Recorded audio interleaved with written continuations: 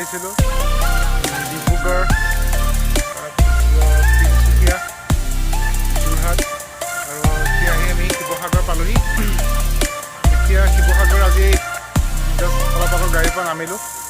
শিৱসাগৰত আমি এতিয়া আহি ৰংঘৰৰ বাকৰিত উপস্থিত হ'লোঁহি। ইয়াত দেখিছে পিছফালে মই দেখাই আছোঁ ৰংঘৰ। তো আমি ৰংঘৰৰ ফ্ৰণ্টত আছোঁ। খুব ধুনীয়া পৰিৱেশ, আগতেও আহিছোঁ কিন্তু আকৌ এবাৰ ইপিনে আহিলোঁ, গতিকে চাবলৈ মন গ'ল, তো আহি গ'লোঁ। ফেচবুকত সকলোৱে ৱাচিং কৰিছে, ভাল লাগিছে।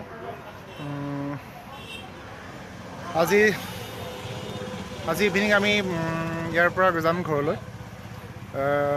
এয়া মই ৰংঘৰত আছোঁ। ৰংঘৰ খুব ধুনীয়া পৰিৱেশ, আচলতে খুব এটা নেচাৰেল পৰিৱেশৰ মাজত ৰংঘৰটো আছে আৰু খুব ধুনীয়াকৈ ৰখা হৈছে, খুব পৰিষ্কাৰ পৰিচ্ছন্নকৈ আছে, সেইবাবে ভাল লাগিছে। ঠিক আছে, আমাৰ 4জনীয়া গ্ৰুপটোৰ লগত চিনাকি কৰিব ওলাইছোঁ। আমাৰ 4জনীয়া যিটো গ্ৰুপ আহিছোঁ আমি, ৰাজেশ, আমাৰ ৰাজেশ খুব ভাল ফটো উঠায়, খুব ধুনীয়া ফটো আমাক উঠাই গিফ্ট উঠাইছে অলৰেডি। ফেচবুকত আপলোড দিয়া নাই এতিয়ালৈকে, বোধহয় ঘৰ গৈ পাই আপলোড দিম লাহে লাহে সকলোখিনি।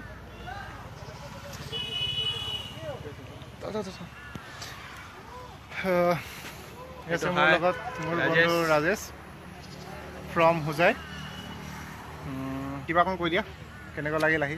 বহুত ভাল লাগিছে আজি বহুত ঘূৰিছোঁ আমালোকে, মানে বহুত ভাল লাগিছে। আজি শিৱসাগৰত আহিছোঁ, বহুতে ভাল লাগিছে আৰু কি ক'ম।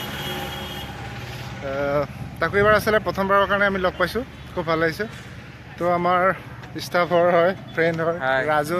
সঁচাকৈ ভাল লাগিছে, ভাবা নাছিলোঁ ট্ৰেভেলত সোমাম বুলি। আমাৰ গাড়ীটো বেয়া হ'ল, সোমাব পাৰিছোঁ।